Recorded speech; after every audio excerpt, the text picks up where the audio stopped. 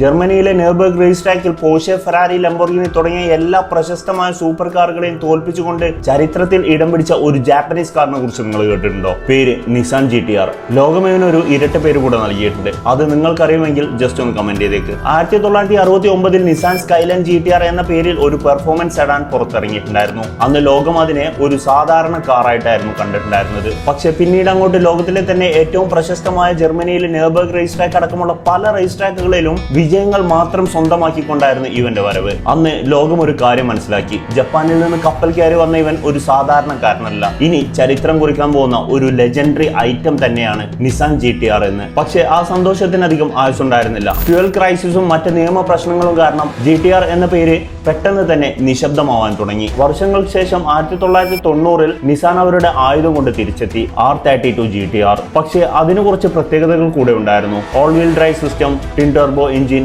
എന്നിങ്ങനെ ഒരുപാട് സവിശേഷതകൾ നിറഞ്ഞതായിരുന്നു വർഷങ്ങൾക്ക് ശേഷം നിസാൻ ഇറക്കിയ ആയുധം. പിന്നീട് അങ്ങോട്ട് റേസ് ട്രാക്കുകളിൽ മറ്റെല്ലാ സൂപ്പർ കാറുകളെയും നിരന്തരമായി തോൽപ്പിച്ചുകൊണ്ടിരുന്നു ഇവൻ. അതോടെ ലോകം ഇവനൊരു ഇരട്ട പേര് കൂടെ നൽകി, ഗോഡ്സില്ല. 2007-ൽ അടിമുടി മാറ്റം വരുത്തിക്കൊണ്ട് നിസാൻ ലോകത്തിന് ഒരു സമ്മാനം നൽകി, R35 Nissan GT-R 3.8 litre twin turbo V6 engine. Factory സ്റ്റോക്കിൽ തന്നെ GT-R-ന് ഏകദേശം 560 മുതൽ 600 ഹോഴ്സ് പവർ വരെ പ്രൊഡ്യൂസ് ചെയ്യാൻ കഴിയും. ട്യൂൺ ചെയ്ത് കഴിഞ്ഞാൽ ഏകദേശം 1000 മുതൽ 1200 ഹോഴ്സ് പവർ വരെ പ്രൊഡ്യൂസ് ചെയ്യാൻ കെൽപ്പുള്ള എഞ്ചിനായിരുന്നു അവനുണ്ടായിരുന്നത്. ലോകത്തുള്ള ഒട്ടുമിക്ക എല്ലാ സ്പോർട്സ് കാറുകൾ സ്വന്തമാക്കിയ ഒരു വണ്ടിപ്രാന്തനോട് നിങ്ങൾ ചോദിച്ചു കഴിഞ്ഞാലും അവന്റെ മനസ്സിലെ അവസാന ആഗ്രഹമായിരിക്കും ഒരു നിസാൻ GT-R എന്നുള്ളത്. അതിന് പ്രായപരിമിതികളോ സ്ത്രീയോ പുരുഷനോ എന്നൊരു മാറ്റം പോലുമില്ല. അങ്ങനെയാണ് ലോകം ഇവനെ നെഞ്ചിലേറ്റിയിട്ടുള്ളത്. ഇനിയും കൂടുതലാണ് ഈ ഒരു ജാപ്പനീസ് വെഹിക്കിളിനെ കുറിച്ച് പറയാനുള്ളത്. ഇതുപോലത്തെ വീഡിയോസ് ഒക്കെ ഇഷ്ടമാണെങ്കിൽ ഇപ്പൊ തന്നെ ഫോളോ ചെയ്ത് വെച്ചോ. അടുത്തൊരു ദിവസം അടുത്തൊരു വീഡിയോ ആയിട്ട് കാണാം. Thank you.